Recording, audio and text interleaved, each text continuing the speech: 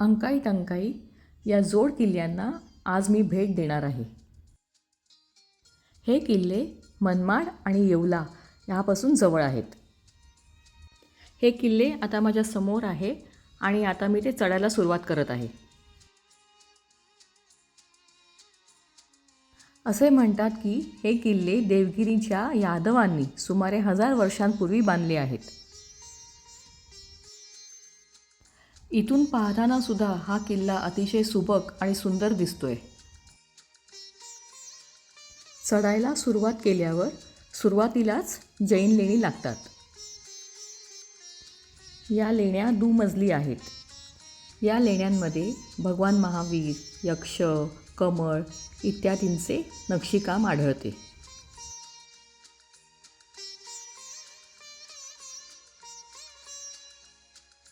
एका लेणीमध्ये खूप मोठी आणि रेखीव अंबिका मातेची मूर्ती आहे.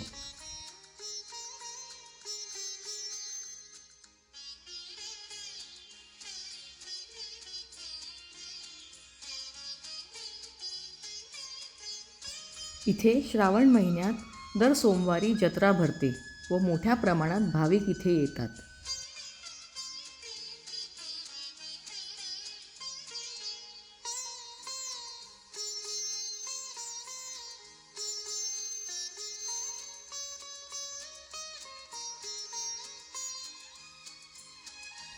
हा परिसर अतिशय स्वच्छ ठेवला आहे.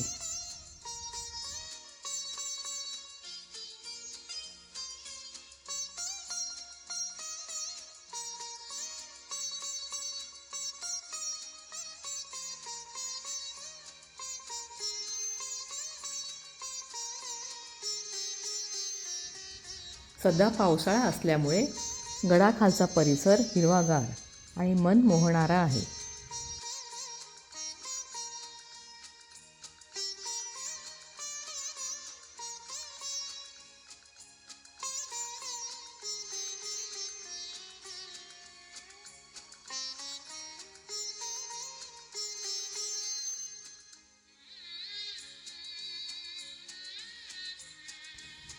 आता मी पुढच्या प्रवासाला सुरुवात करते.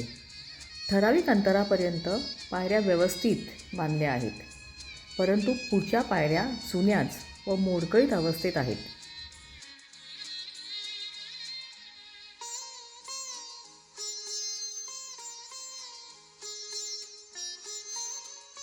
इथून किल्ल्याची तटबंदी बघताना राजस्थानमधील कुंभलगडाची राहून राहून आठवण येते.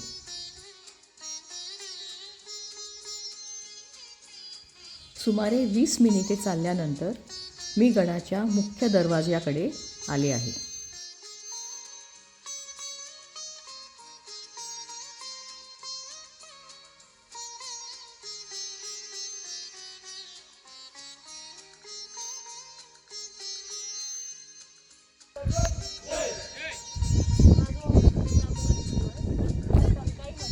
मुलं दिसत आहेत की त्या टंकाईकडे जाणारी आहेत. 2 किल्ले आहेत, अंकाई आणि टंकाई.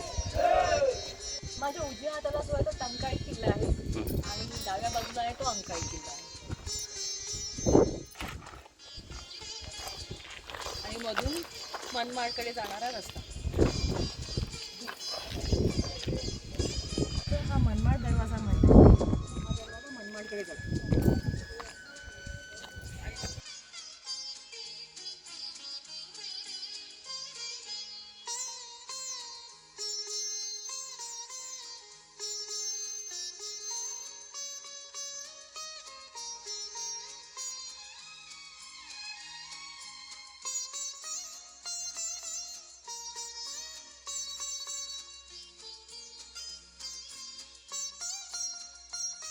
जोड किल्ल्याच्या मधल्या भागामध्ये आपण आता आहोत. समोर दिसणारा दरवाजा हा अंकाई किल्ल्याचा आहे. दोन्ही किल्ल्यांमध्ये आपल्याला जागोजाग पाण्याच्या टाक्या दिसून येतात. या भागातून वर जाणाऱ्या पायऱ्या तीव्र चढाच्या आहेत, त्यामुळे लोकांच्या सोयीसाठी दोर लावला आहे.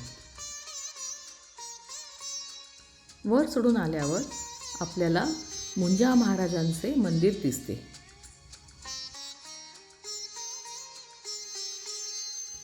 सुमारे 30-35 मिनिटाच्या चढाईनंतर अंकाई किल्ल्याच्या वरच्या पठाराजवळ मी आता पोचले आहे. इथे अगस्ती मुनींचा आश्रम आहे. त्याच्या पश्चिमेला एक मंदिर आहे. यामध्ये अगस्ती ऋषींच्या पादुका आहेत अशी मान्यता आहे.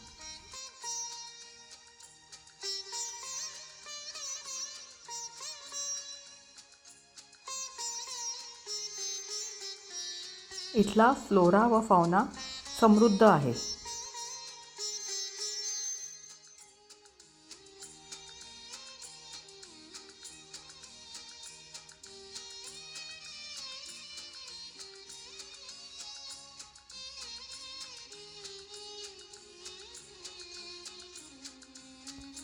पठाराच्या पश्चिमेला गडाच्या टोकावर एक भव्य राजवाडा आहे.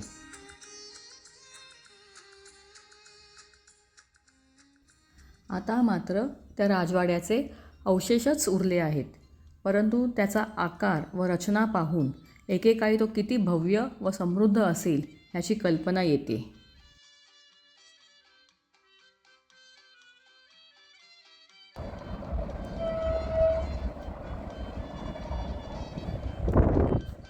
गडाच्या मागच्या बाजूने अंकाई रेल्वे स्टेशन दिसते.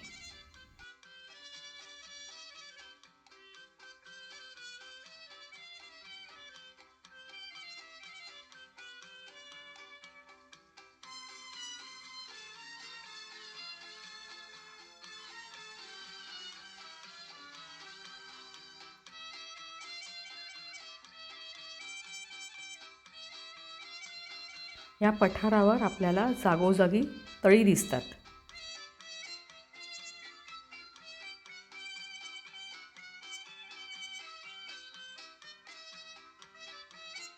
इतकं फिरल्यावर आता भूक लागली आहे. अशा वातावरणात गरम गरम वडापाव खाण्याची मजाच वेगळी.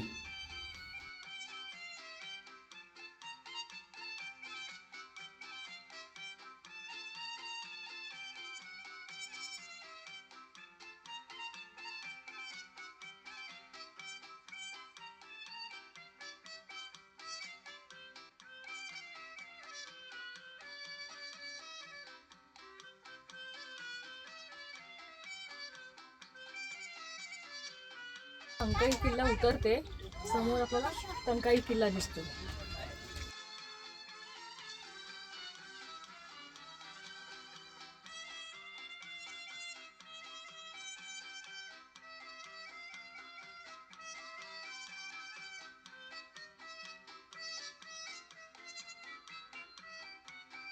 आता आपण टंकाई किल्ल्यावर जाऊया.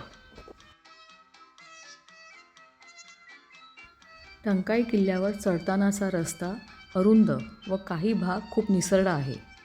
अतिशय काळजीपूर्वक चढावे लागते.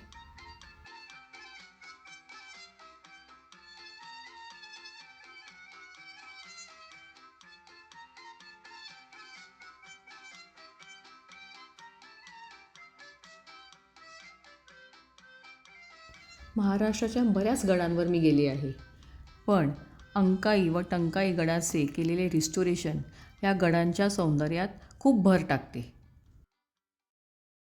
हा गड कमी उंचीवर असल्यामुळे चढायला सोपा आहे.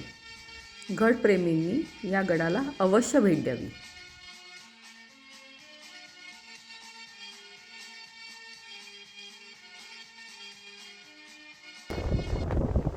टंकाई किल्ल्याच्या दरवाजातून अंकाईचे नेत्रसुखद दर्शन घडले.